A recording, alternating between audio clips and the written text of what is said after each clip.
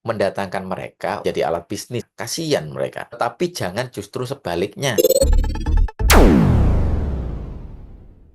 Assalamualaikum warahmatullahi wabarakatuh. Salam sejahtera buat kita semuanya. Jumpa lagi dengan saya Rudi Cahyo, masih di acara Kata Rudi Cahyo edisi spesial sepak bola yang senantiasa membahas tentang tim nasional tercinta kita, Garuda.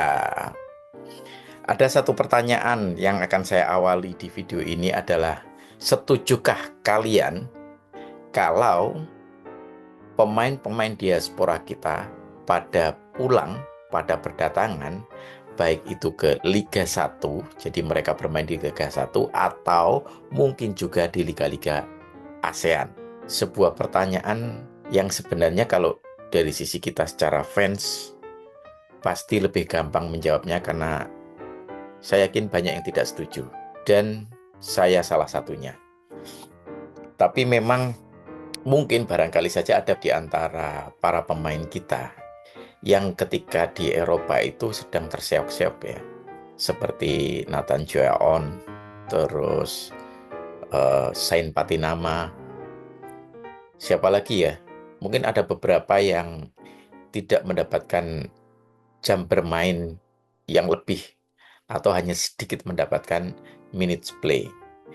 Dan mungkin barangkali saja hal itu tidak hanya mengancam secara popularitas atau nanti juga akan menurunkan harga jual nilai pasar, tapi juga dapat menurunkan performa atau kinerja dalam bermain bola, atau permainannya pasti kualitasnya akan menurun karena tidak banyak merasakan iklim kompetisi. Meskipun mereka berlatih di klubnya, tapi pasti mereka tidak akan mendapatkan threshold yang pas untuk menghidupkan competitiveness pada diri mereka. Karena mereka hanya cukup berlatih, dan berlatih itu hanya untuk melatih skill yang tidak dipakai untuk kompetisi secara aktual, dan itu pasti akan berpengaruh terhadap penurunan kualitas. Dan dalam kondisi yang seperti ini memang sangat memprihatinkan. Saya tidak tahu apa motif dari klub-klub di Liga 1 atau mungkin juga di beberapa klub Liga ASEAN. Ada klub dari Malaysia juga katanya ya, yang tertarik untuk meminang para pemain diaspora kita yang sekarang sedang bermain di Eropa. Artinya mereka masih ada di klubnya di Eropa. Tapi memang beberapa, yaitu tadi, tidak mendapatkan minutes play yang banyak. Coba kita lihat saja, sebenarnya diincar oleh klub-klub ini, baik itu di Liga 1 maupun klub di ASEAN.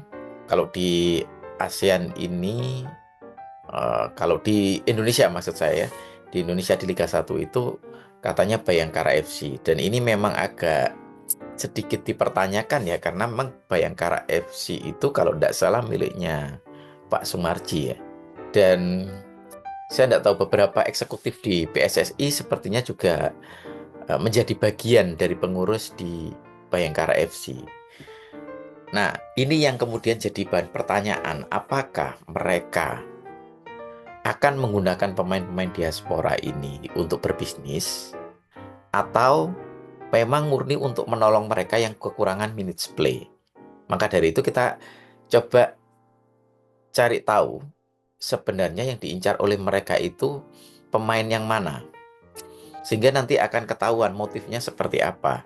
Yang pasti kita tidak akan setuju kalau pemain-pemain kita seperti halnya ketika mereka dipinang oleh klub-klub dari Jepang, klub-klub dari Korea Selatan, yang tujuannya adalah untuk popularitas klub.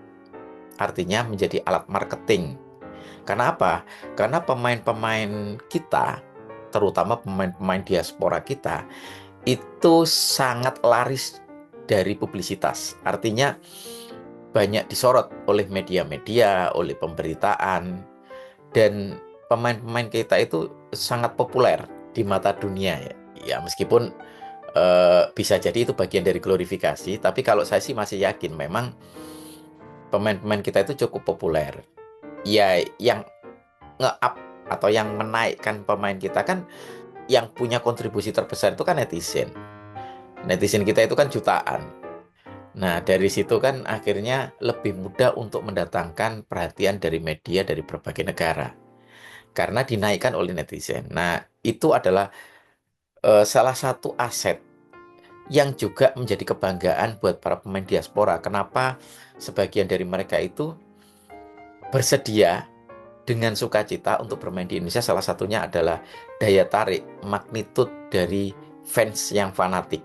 Jadi penggemar sepak bola kita itu sangat besar.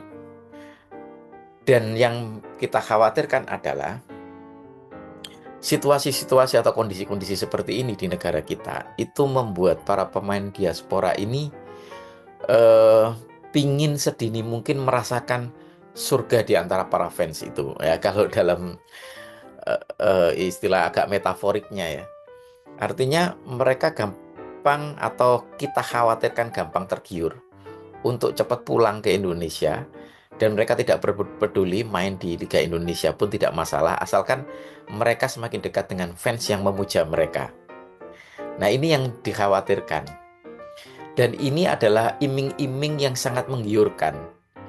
Wong toh ketika mereka ingin bergabung dengan Indonesia, salah satu yang diiming-imingkan kan dukungan dari para fans yang sangat fanatis ini. Sehingga itu juga bisa dijadikan senjata oleh para klub untuk menarik perhatian mereka dan mau bergabung dengan klub-klub lokal kita. Ataupun mungkin juga ke klub ASEAN. Tapi saya kira kalau klub-klub ASEAN belum tentu mereka mau tertarik ya. Nah, kalau klub Liga 1 ini yang agak bahaya, malah saya mengkhawatirkan justru daya tariknya klub Liga 1. Ya, sudah gajinya besar, faktanya ya. Gaji dari klub-klub ini belum lagi ketika mereka nanti di-endorse, ada banyak membintangi iklan, mungkin beberapa ada yang bisa jadi nanti main film dan seterusnya jadi ngartis. Itu sangat besar daya tariknya. Selain juga dapat gaji dari eh, dirinya sebagai profesional pemain bola. Nah, itu mengkhawatirkan. Kita tidak bisa mencegah karena itu hak pribadi mereka, hak pribadi para pemain.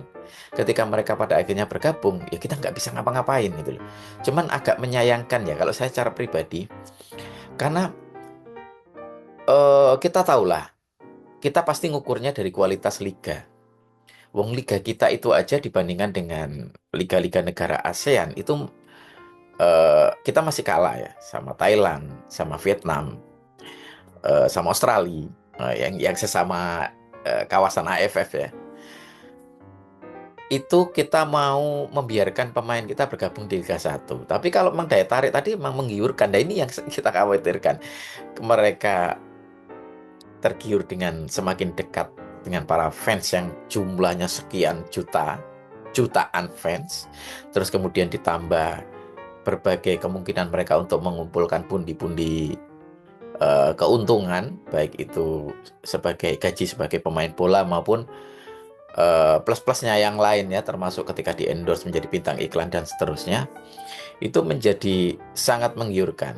Nah, ketika para pemain ini tertarik, lebih memilih itu daripada memperhatikan bagaimana kualitas liganya, bagaimana pengembangan mereka, dan kemudian mereka akan melalui threshold, melalui ambang batas, mereka berpikir bahwa, ah, tidak mungkin kualitas saya akan menurun. Nah, kayak gitu. Yang penting saya akan bekerja keras, saya akan eh, justru akan mendatangkan impact buat teman-teman saya di klub Liga 1. Justru malah nanti saya membantu mengangkat Liga 1.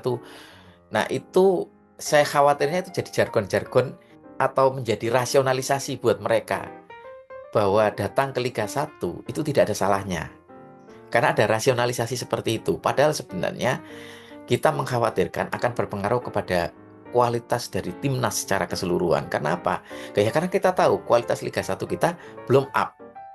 Mungkin suatu saat Liga 1 kita bisa naik. Nah, kalau kita Liga 1 kita mungkin barangkali saja masuk 10 besar Asia atau semacam itu, mungkin barangkali saja kita masih oke-oke aja. Pemain diaspora ini meskipun mungkin liganya masih di bawah Eropa, tapi nggak jelek-jelek banget gitu loh. Masih bisa mempertahankan performa mereka sebagai pemain bola.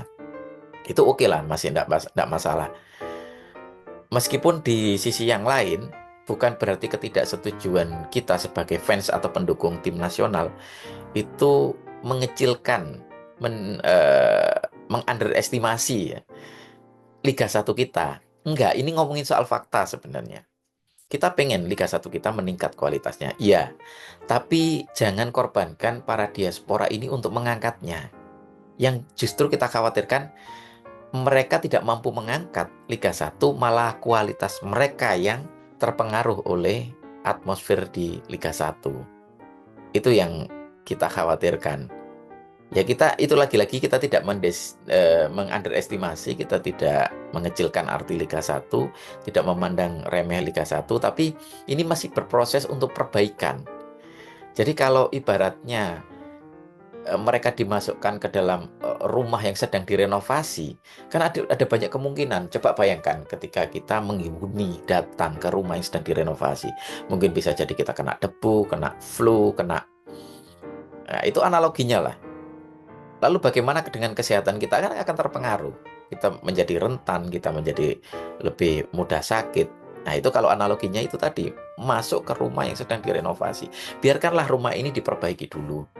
Kalau nanti sudah kualitasnya bagus, barulah mungkin barangkali saja kita punya misi mulia untuk menyelamatkan para pemain kita yang justru tergilas ya di liga-liga baik itu Eropa maupun Liga Jepang maupun Liga Korea Selatan yang hanya mengundang atau meminang mereka hanya sebagai alat marketing. Itu kalau memang misinya menyelamatkan mereka, boleh, tapi ya dalam kondisi Liga 1 kita sudah lebih kokoh, lebih settle gitu ya.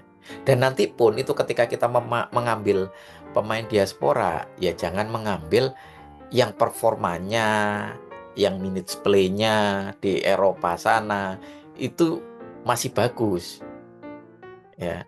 Kita hanya akan menolong mereka-mereka yang mungkin barangkali saja tidak mendapatkan minutes play, dan itu pun bukan sekarang sepertinya waktunya. Perbaiki dulu. Kalau kualitas Liga 1-nya baik, baru nanti mereka beberapa yang kesulitan bersaing di Eropa bisa kita tarik ke sini, dan itu pun dengan misi membuat performa mereka terjaga sehingga nanti di timnasnya juga akan baik gitu loh. Tapi jangan justru sebaliknya, yaitu mendatangkan mereka untuk mendongkrak popularitas Liga 1. Terus lagi jadi alat bisnis mereka. Kasihan mereka. Mereka itu sudah mau dinaturalisasi, berjuang untuk nama baik, untuk kebesaran negara Indonesia, malah dimanfaatkan untuk alat bisnis. Itu kan kasihan. Ya, ya kita tidak tahu lah motifnya apa. Tapi kan dari apa yang saya bicarakan ini, motifnya bisa jadi positif, bisa jadi negatif. Kalau yang positif ya menyelamatkan tadi. Ketika mereka tidak bisa perform, tidak mendapatkan minute play, tidak mendapatkan kesempatan untuk bermain, boleh mereka ditarik. Tapi kita harus datangkan mereka ketika lahan kita ini subur, sehingga mereka bisa tumbuh di lingkungan yang baik. Seperti itu kira-kira dari saya. Sampai ketemu lagi di video selanjutnya. Tuliskan di kolom komen kalau teman-teman mungkin barangkali saja sependapat dengan mereka main di Liga 1, atau boleh juga tuliskan buat teman-teman yang tidak setuju mereka bermain di Liga 1 atau di Liga ASEAN lah ya. Demikian dari saya, sampai ketemu lagi di video selanjutnya. Assalamualaikum warahmatullahi wabarakatuh.